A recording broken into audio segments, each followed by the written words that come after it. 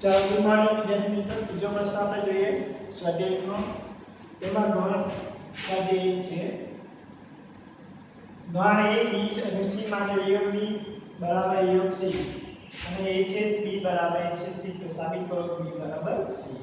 ચાલો a b બરાબર a c જે આપણે તે વિધાનનું કે આપણે પક્ષ છે. બંને બાજુને શું લેતા છેદ b લઈએ. a योग c छेद b. ક્રિયા બંને બાજુ સરખી ગઈ.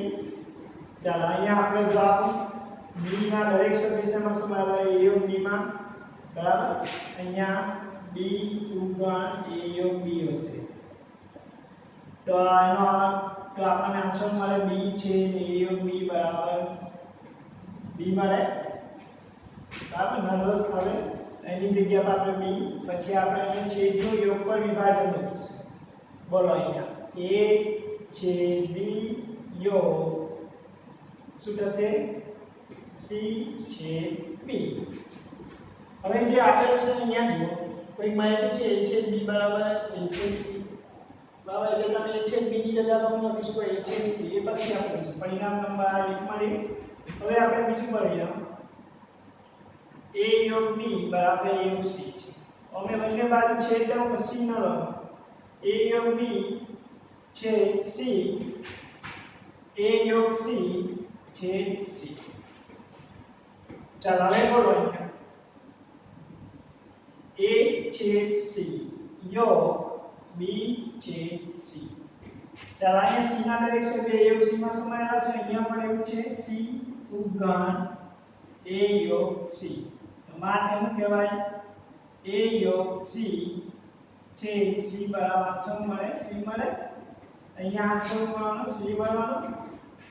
હવે જો આના પરિણામ સમાન છે તો ના જે અહીંયા આપણે લખી શકીએ a છેદ c બરાબર અહીંયા પરિણામ a છેદ b લખી શકીએ. માટે a છેદ b योग b છેદ c બરાબર c. કયા તો પક્ષમાં આપેલ છે a છેદ b બરાબર a છેદ c પક્ષ બરાબર. એટલે મેં શું લખ્યું a છેદ c બરાબર a છેદ b. હવે પરિણામ 1 અને 2 ની ચેક કરો, સમાન છે કે અલગ અલગ છે? બરાબર સમાન છે. મારે પરિણામ 1 અને 2 પરથી આપણે શું કહી શકીએ b બરાબર c. શું લખી શકીએ b બરાબર c. ચાલો નેક્સ્ટ ક્વેશ્ચન. સાબિત કરો કે નીચે આપેલી ચારે શરતો સમકક્ષ છે. એટલે બધી જે ગમે તે આ શરત છે એ એકને એક જ છે એવું અર્થ છે. અહીંયા જોઈએ આપણે પહેલા 1 પરથી 2 દર્શાવીએ બરાબર. 1 પરથી 2 દર્શાવવા આપણે શું કરીએ માટે આપણે શું કરીએ ચાલો એના માટે આપેલું છે 1 પરથી a ઉગણ b. a ઉગણ b એટલે એના દરેક સભ્ય શેમાં સમાયેલા હોય b માં સમાયેલા હોય બરાબર. a ના દરેક સભ્ય b માં છે. એટલે કે આનો શું કહેવાય a - b બરાબર આપણે કરીએ તો જવાબ આન્સર મળે 5 મળે. સપોઝ દાખલા તરીકે a બરાબર 1 2 અને b બરાબર 1 2 3 છે. ચાલો a - b કરો.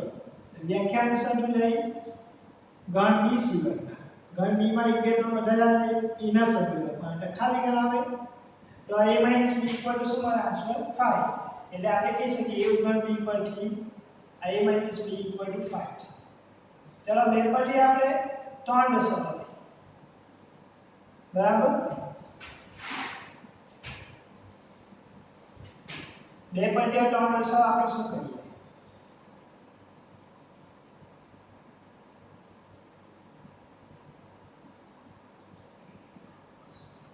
ચાલો એ માટે આપણે શું કરીએ પહેલા આપેલું છે a - b = 5. એ પરથી આપણે શું લખી શકીએ ઉપર સાબિત કર્યું a ઉગણ b કહેવાય. હવે a ઉગણ b હોય તો આપણે શું લખી શકીએ a योग b બરાબર એના દરેક સભ્ય b માં સમાન. કયો મોટો નંબર કહેવાય b કહેવાય. આન્સરમાં આવે b બરાબર. અહીં તમે જોઈ શકો અહીંયા ઉપરના ઉદાહરણમાં a योग b બરાબર શું મળશે આન્સર b મળશે. માટે તમે સાબિત થઈ ગયું 2 પરથી આ 3. હવે 3 પરથી આપણે શું કરીએ આપણે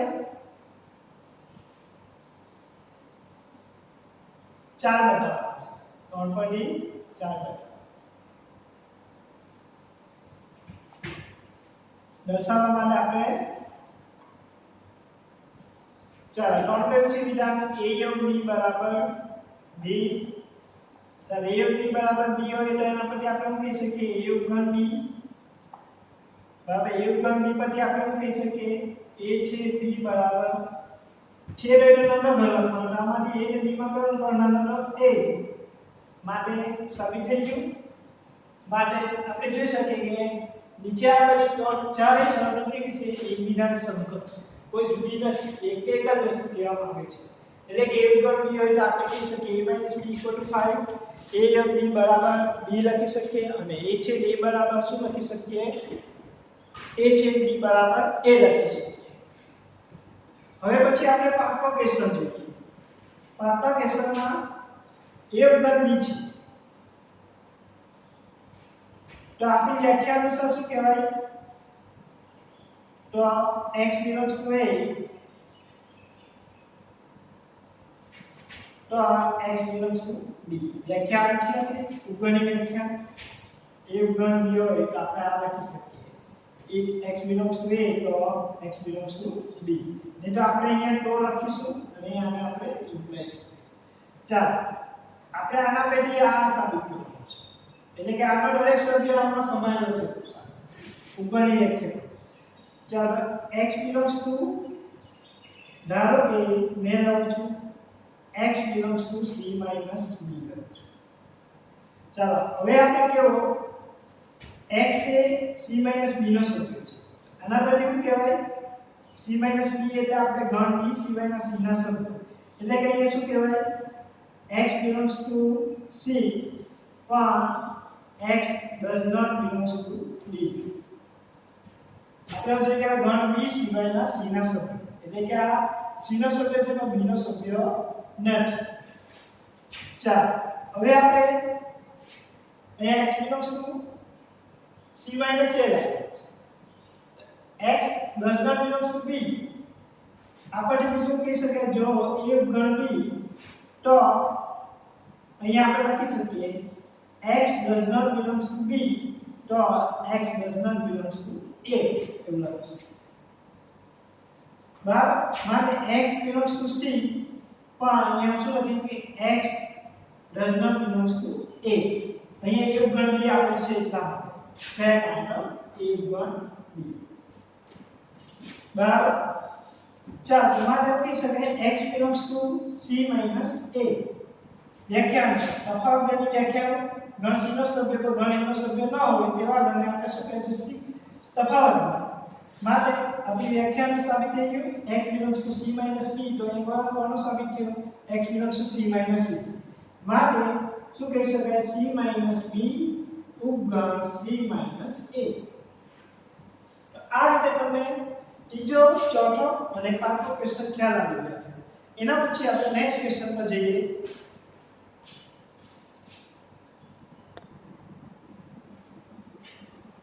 આપણે છઠ્ઠા નંબરના ક્વેશ્ચન પર જઈએ હવે જો p of a equal to p of b હોય તો સાબિત કરો કે a equal to b એટલે કે આ પાવર સેટ છે ઘાત ગણ છે બરાબર ગણ a નો ઘાત ગણ અને ગણ b નો ઘાત ગણ છે power set of a equal to power set of b equal હોય તો આપણે ગણ a અને b કેવા છે સાબિત કરવાના ઇક્વલ સાબિત કરવાના છે તો આપણે ચાલો ધારો અહીંયા આપણે જાણીએ છીએ કે શું જાણીએ a ઉપગણ a જાણીએ છીએ તો માટે આના પરથી મેં શું લખી શકું a belongs to p of a જે ઉપગણ હોય તે ઘાતમાં શું થશે સભ્ય થશે એનો ઘટક થશે માસ પર હવે બોક્સની અંદર p a equal to શું આપેલ છે pb આપેલ છે અહીંયા મેં લખી શકું કયા કારણ p a equal to pb box પર છે ચાલો તો આ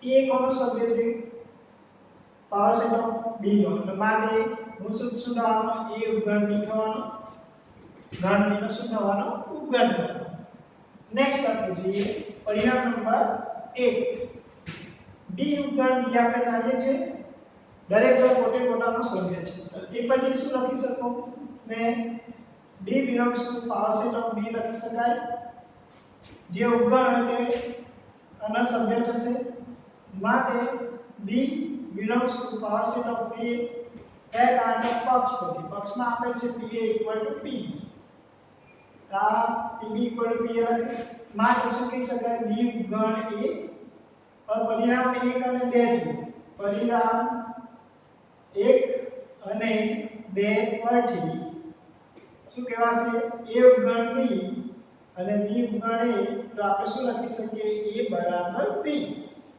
આપણા નિયમ પ્રમાણે બરાબર તો સાબિત થઈ ગયો શું થઈ ગયું a બરાબર b ચાલો સાતમો ક્વેશ્ચન જોઈએ કોઈ પણ ધન a અને b માટે પાવર સેટ ઓફ a યોગ power set of b = power set of a યોગ b સત્ય છે કે અસત્ય કે આપણે ચેક કરવાનું છે તમારા જવાબની યથાર્થતા ચકાસો એટલે કે આપણે કોઈ પણ ઉદાહરણ લઈને આપણે ચેક કરી શકીએ ધારો કે a = લઉં છું 1 2 b લઉં છું 3 4 ચાલો પાવર સેટ ઓફ a લખીએ એટલે પાવર સેટ ઓફ a લખવો એટલે આપણે એના ઉપગણોને ઘટક તરીકે લેવાનું છે એના ઉપગણો કયા કયા ખાલી ગામ પછી 1 ઘન્ય 2 ઘન્ય 1 2 આ કોના ઉપગણો થયા પાવર સેટ ઓફ a એના ઉપગણ એટલે પાવર સેટ ઓફ a ના સભ્ય થશે ચાલો તે રીતે પાવર સેટ ઓફ b ગણ b ના ઉપગણો કયા કયા ખાલી ગણ 3 4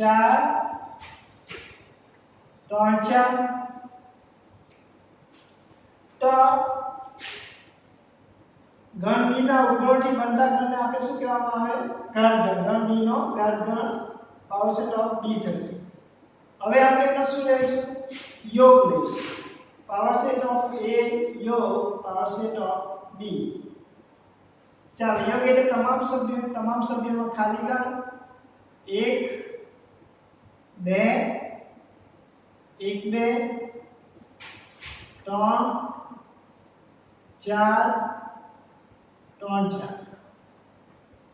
ચાલો આ એના યોગ એટલે આપણે તમામ સભ્યો આ ગણ power set of a A power set of b ના હવે આપણે a યોગ b કરીએ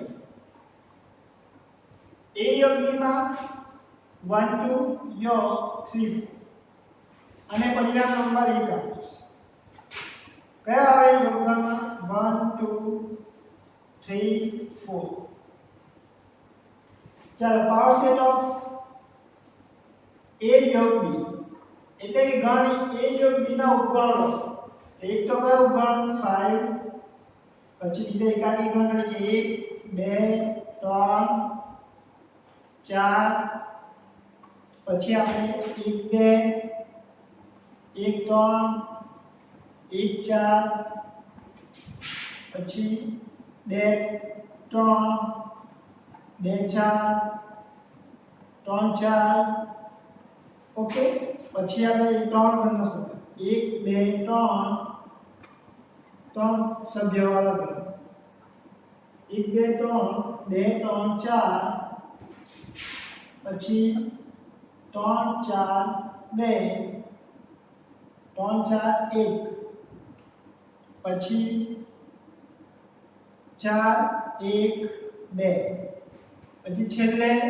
4 સભ્યવાળો ગણ 1 2 3 4 દરેક ગણ પોતે પોતાનો હવે 16 થયા કે ઉપગણો ચેક કરીએ કે સભ્યની સંખ્યા 4 છે એટલે આપણે 2 16 એના ઉપગણો થશે 1 2 3 4 5 6 7 8 9 10 11 12 13 14 15 16 થઈ ગયા તો a યોગ b ના ઉપગણો એટલે શું કહેવાય ગણ a યોગ b નો ઘાતગણ હવે તમે પરિણામ 1 અને 2 ચેક કરો સમાન છે કે અલગ અલગ છે અલગ છે તો માટે પરિણામ 1 અને 2 પરથી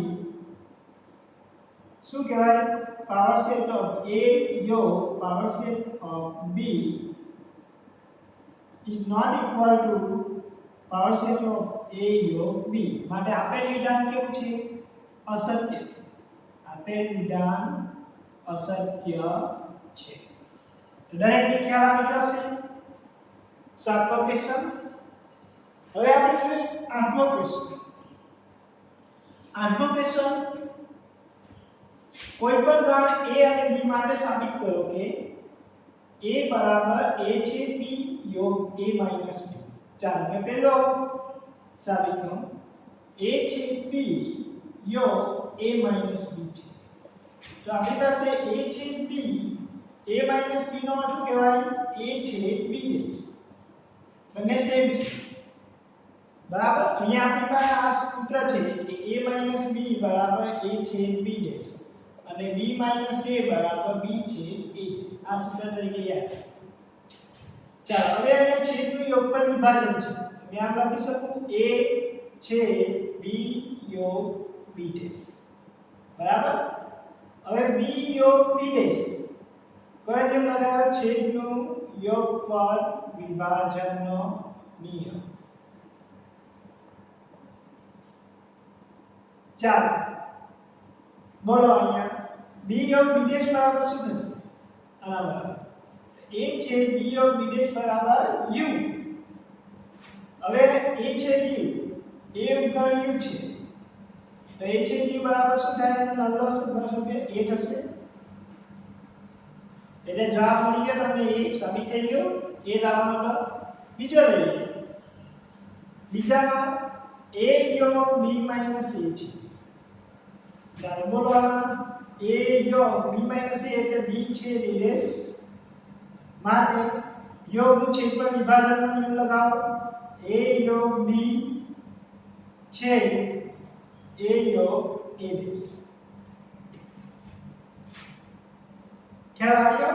b છે a ડેશ એટલે a યોગ b છે a યોગ a ડેશ. ચાલો a યોગ b છે a યોગ a ડેશ બરાબર u બરાબર અને બરાબર. હવે a યોગ b એ કોનો ઉપગણ થાય? u નો ઉપગણ થાય. એટલે આમાં આન્સર કયો આવે છે? એટલે નાનો લેવાનો a યોગ b જે તમે જો માંગેલો તો તે જવાબ બરાબર. આ રીતે તમારા 6 7 8 નંબરના ક્વેશ્ચન છે. એના પછી આપણે અમુક ક્વેશ્ચન બાકી છે તે જોઈએ.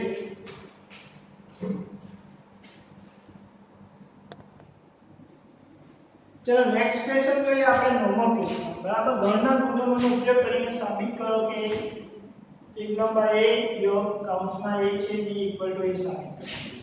ચાલો a યોગ a છે b. ચાલો યોગનું છેદ પર વિભાજન એટલે કે શું થશે? a યોગ a છે a યોગ b બરાબર. કયું નિયમ? યોગનું છેદ પર વિભાજન. ચાલો a યોગ a એટલે a થવાનો છે a યોગ b. હવે આ a નો દરેક સભ્ય a યોગ b માં સમાયેલો છે. હવે a ઉપગણ a યોગ b. કયો આન્સર આવે? છેદમાં નાનો લેવાનો a એટલે જે માંગેલો જવાબ તમને મળી ગયો બરાબર. ચલો નેક્સ્ટ કેસ. એમાં સેકન્ડ ક્વેશ્ચન a છે a યોગ b. ચાલો આમાં શું આવે? છેદનો યોગ પર વિભાજન. a છે a યોગ a છે b. કયો નિયમ? છેદનું યોગ પર વિભાજન. ચાલો એમાં a છે a બરાબર a યોગ a છે b. હવે અહીંયા જુઓ a નો દરેક સભ્ય શેમાં સમાયેલો હોય? a છે ના સોરી a છે b નો દરેક સભ્ય એમાં સમાયેલો હોય? a માં સમાયેલો. a છે b નાનો છે. કોણ મોટો? તો a મોટો છે. જવાબ આપશે a. યોગની અંદર મોટો લેવાનો, છેદની અંદર નાનો લેવાનો. આ રીતે તમારા આન્સર રહેશે. 10 નંબરનો ક્વેશ્ચન. અહીંયા બી તમને કહ્યું કે આ a ઉપગણ b તો આનો અર્થ થાય a યોગ b બરાબર b મળે અને a છે b બરાબર a મળે. છેદની અંદર નાનો લેવાનો ને યોગની અંદર મોટો ગણ લેવાનો. આમાં a અને b માં કયો મોટો ગણ? તો b મોટો ગણ છે અને a નાનો ગણ છે. ઓકે, તે બંનેમાં આ નિયમનો આપણે ઉપયોગ કર્યો છે. એટલે આ નોંધ યાદ રાખવાની છે નોંધ તરીકે. બરાબર? ઓકે. હવે આપણે 10 નંબરનો ક્વેશ્ચન a છેદ b બરાબર આપણને કન્ડિશન કેવી આપે છે પક્ષમાં a છેદ b બરાબર a છેદ c થાય કે ઉદાહરણ તે ઉદાહરણમાં દાખલા તરીકે a બરાબર 1 2 3 અને b બરાબર 2 3 5 અને c બરાબર a છેદ c થવું જોઈએ એ અહીંયા 2 3 સામાન્ય છે આમાં 2 3 સામાન્ય આવે છે 2 3 7 તો અહીંયા જો a છેદ b તમને કેટલા મળશે 2 3 અને a છેદ c કેટલા મળે છે તો 2 આ એ ઉદાહરણ લીધું છે હવે આપણે b બરાબર c કહેવાય કે ને કહેવાય તે ચેક કહેવાય ની કહેવાશે ઓલરેડી તમે જોઈ શકો છો પરિણામ અને 1 નંબર આપો 2 નંબર આપો અને 3 નંબર આપો હવે તમે જો 2 અને 3 સમાન છે નથી બરાબર તો અહીં b બરાબર નથી c માટે b બરાબર c કહી શકાય એટલે અહીંયા આપણે લખેલું તો કહી શકાય a છેદ b બરાબર a છેદ c તો b બરાબર c કહી શકાય નહીં બરાબર ચાલો a અને b ગણો છે કોઈ પણ ગણ x માને તો a છેદ x બરાબર b છેદ x 5 અને a યોગ x b યોગ x તો સાબિત કરો કે a બરાબર b અહીંયા ચાલો જોઈએ a યોગ x બરાબર આપણી પાસે હવે b યોગ x હવે આપણે બંને બાજુ શું a છેદ a યોગ x છેદ a છેદ b યોગ x ચાલો હવે એક દાખલો બી જોઈએ હવે આમાં જો a નો દરેક સભ્ય a યોગ x માં સમાયેલો છે એટલે આનો ઉપગણ થવાનો બરાબર એટલે જો આંશો છેદની અંદર નાનો લેવાનો a બરાબર આવશે અહીં છેદનું યોગફળ વિભાજન તો આન્સર આવશે a છેદ b યોગ a છેદ x બરાબર અહીંયા છેદનું યોગફળ વિભાજન અહીંયા શું આન્સર આવી ગયો એટલે કારણ કે a ઉપગણ a યોગ x છે એટલે આપણો જવાબ શું આવશે a ચાલો a છેદ x ઇક્વલ શું આપેલ છે પક્ષની અંદર 5 એટલે a છેદ b યોગ 5 પક્ષમાં આપેલ છે a છેદ x બરાબર 5 પક્ષ જે આપેલ રેગ્યુલર પક્ષમાં આપેલ ને જે આપેલ દાખલાની અંદર આપેલો હોય તે પક્ષ કહેવાય ચાલો 5 પર 5 નો સભ્યના યોગ એટલે તમામ સભ્ય લખવાના એટલે કયો જવાબ આવશે a છેદ b બરાબર a બરાબર a છેદ b a છેદ b નો જવાબ a તો કોણ નાનો કોણ થયો છેદ એટલે નાનો લેવાનો છે એ નાનો છે માટે a ઉપગણ શું કહેવાશે b બાદ ઉપગણની વ્યાખ્યા પ્રમાણે ચાલો હવે પછી નેક્સ્ટ આગળ ફરીથી a યોગ x આપેલ છે બરાબર b યોગ x હવે મેં બંને બાજુ a કરીએ હવે બંને બાજુ b છે b છેદ a યોગ x b છેદ b યોગ x ચાલો હવે એના છેદનું યોગફળ વિભાજન b છેદ a યોગ b છેદ x બરાબર અહીંયા b ના દરેક સભ્ય b યોગ x માં છે બરાબર એટલે શું થવાનો આન્સર છેદની અંદર નાનો વર્ગ થવાનો b એટલે અહીંયા b માટે હવે b છેદ x બરાબર શું આવે છે 5 માટે b છેદ a યોગ 5 બરાબર b કયા કારણો અહીંયા આપણને પક્ષની અંદર આપેલ છે b છેદ x બરાબર 5 પક્ષ